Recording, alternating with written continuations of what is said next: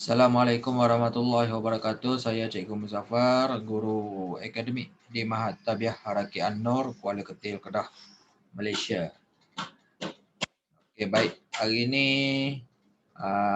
kita nak sambung sesi pengajian kita untuk subjek Matematik Tingkatan 1 KSSM.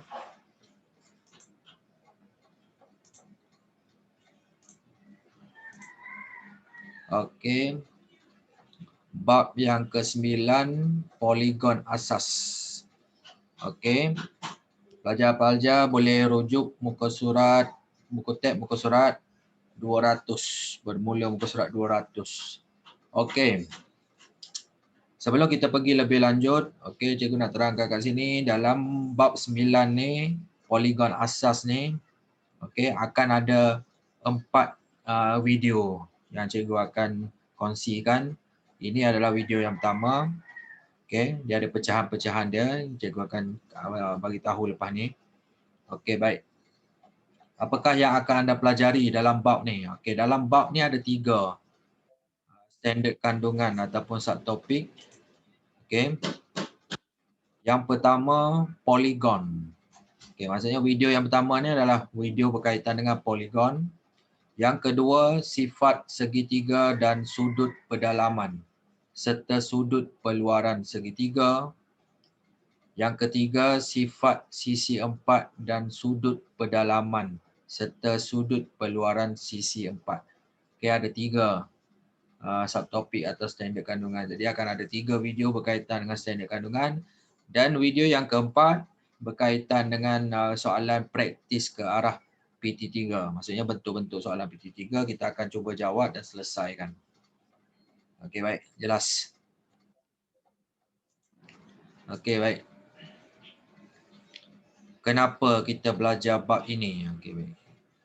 Sebagai asas pengetahuan untuk penggunaan poligon dalam bidang pembinaan.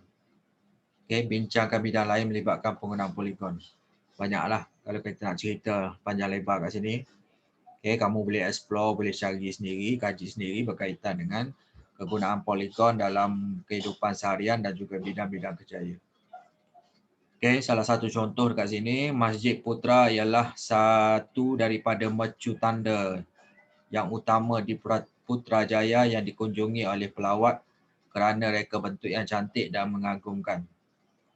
Keunikan seni bina yang dipamerkan ini terdiri daripada gabungan pelbagai poligon. Okay, baik.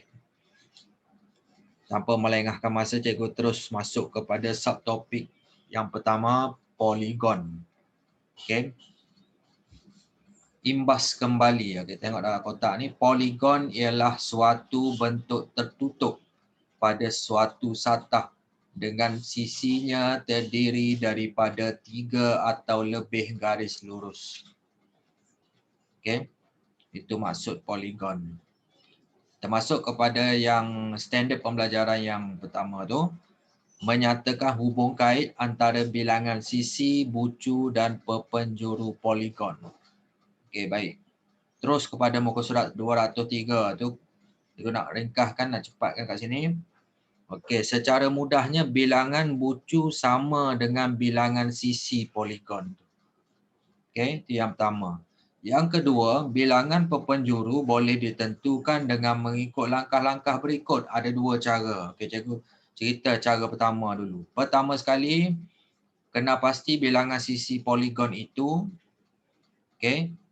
Yang kedua, bilangan sisi ditolak dengan 3. Katakan hasilnya ialah M. Nilai M didarab dengan 2, jadi kita mendapat 2M. Nilai 2M ditambah dengan semua integer yang kurang daripada M sehingga 1. Okey, kalau tak berapa nak jelas yang ni, tengok contoh 1 ni. Cari bilangan bucu dan bilangan perpenjuru bagi sebuah poligon dengan 10 sisi. Jadi kita tahu kat sini, bilangan sisi sama dengan bilangan bucu. Jadi bilangan bucu dia 10, bilangan sisi dia 10 tadi. Tengok langkah kedua dia. Dia kata tolak dengan 3. Jadi 10 tadi tu tolak dengan 3 dapat 7. Jadi hasil dia M. M tu tadi 7 ni lah. Kita kata 7 tadi. Nilai N didarab dengan 2. Jadi 7 tadi tu darab dengan 2. Kita nak tahu bilangan perpenjuru. 7 ni darab dengan 2. Okey. Lepas tu dia kata ditambah dengan semua integer yang kurang daripada n sehingga 7. N tadi 7, jadi dia tambah integer yang kurang pada 7 tu 6, 5, 4, 3, 2, 1. Tambah semua ni dapat 35. Itu cara pertama. Macam mana kita nak tahu bilangan perpenjuru. Cara kedua lagi mudah. Bestari ni, bilangan perpenjuru bagi poligon yang mempunyai n sisi juga boleh dihitung dengan menggunakan rumus yang berikut. Bilangan perpenjuru sama dengan n dalam kurungan n tolak 3 bahagi 2. N tu adalah bilangan sisi ataupun bilangan bucu poligon tu. Pun akan dapat nilai sama. Contoh kita masukkan bilangan sisi atau bucu tadi 10.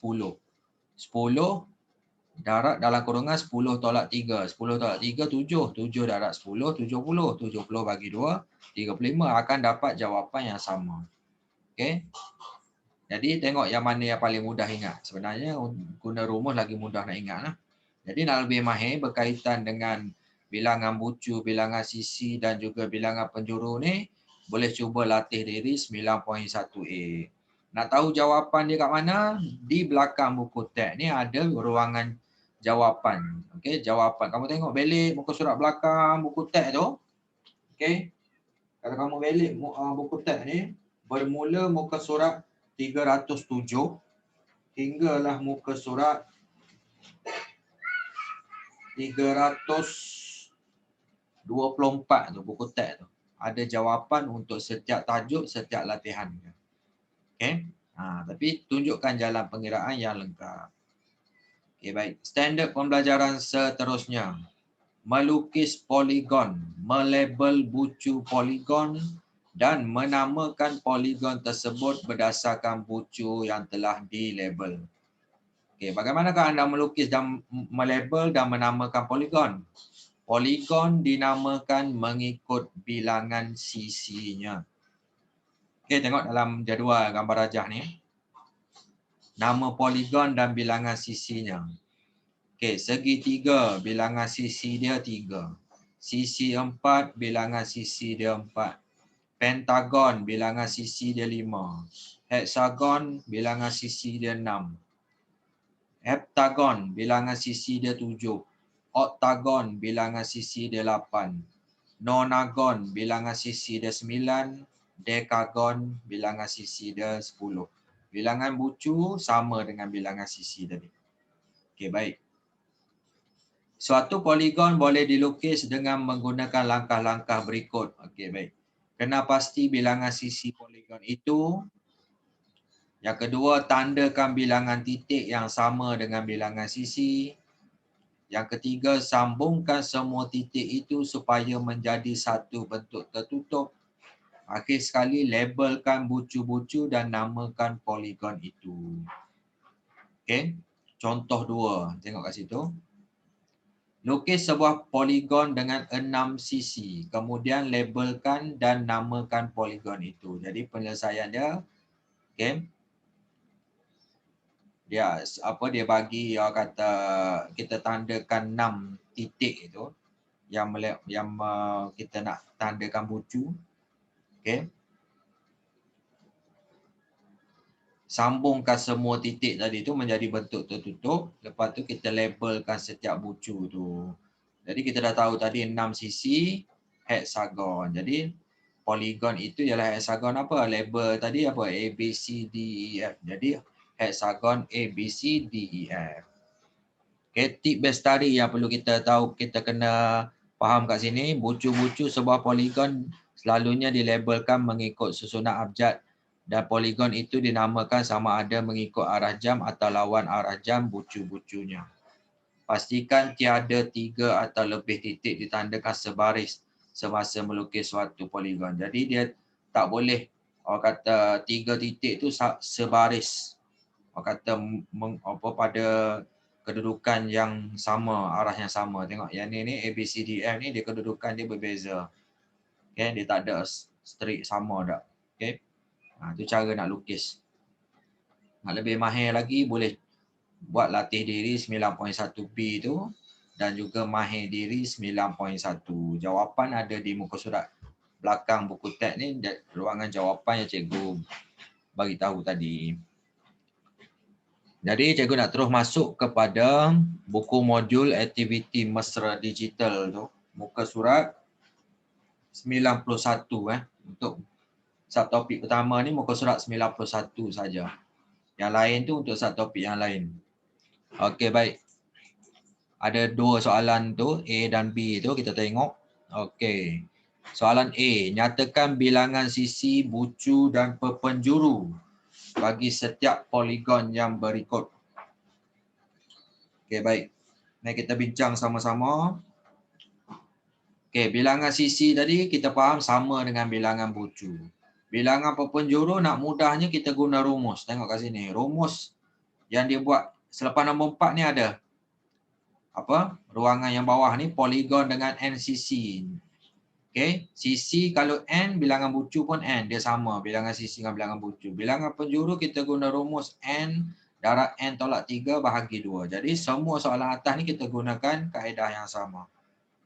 Okey, nombor 1, bilangan sisi, poligon apa ni?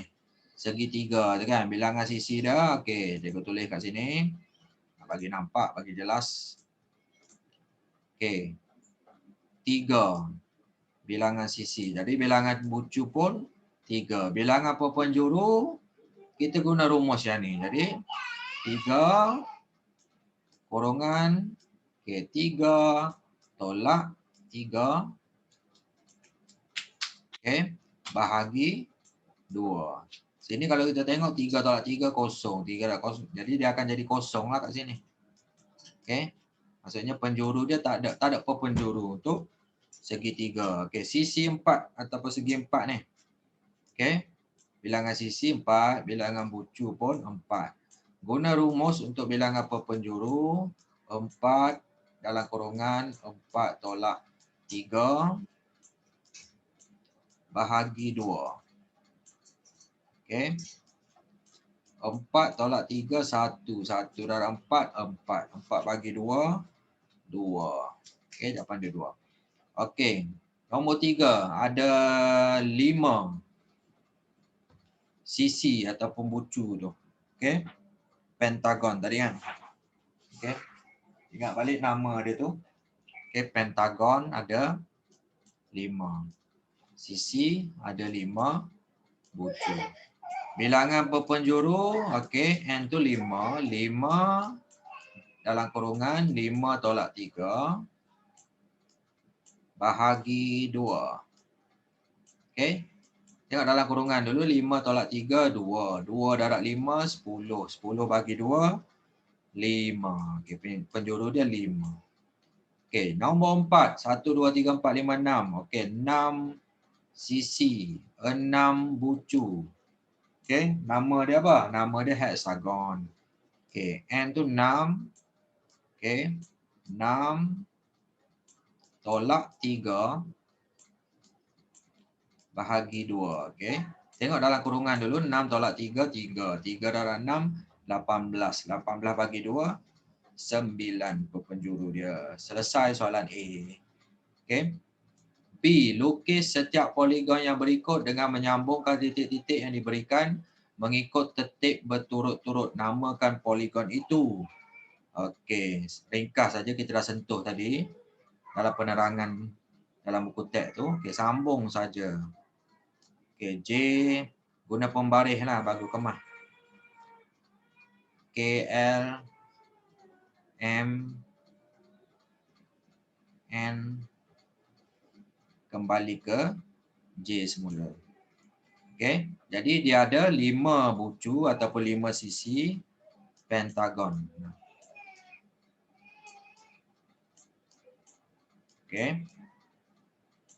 Pentagon. Okey, jangan lupa nama dia tu. Yang awak dah label tu JKLMN. Pentagon JKLMN.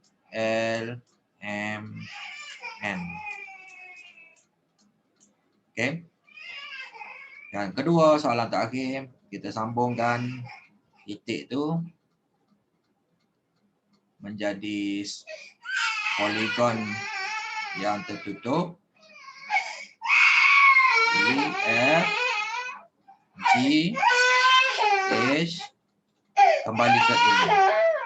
Dah. Okey. 1, 2, 3, 4, 5, 6, 7, 8. 8 bucu atau 8 sisi tadi. Okey. Nama poligon tu oktagon.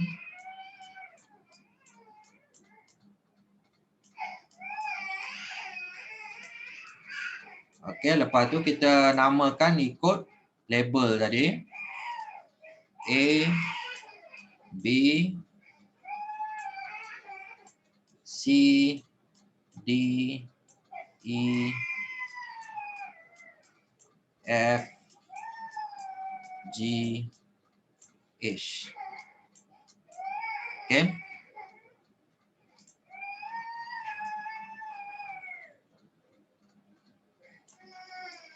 Okey, tulis kemas-kemas.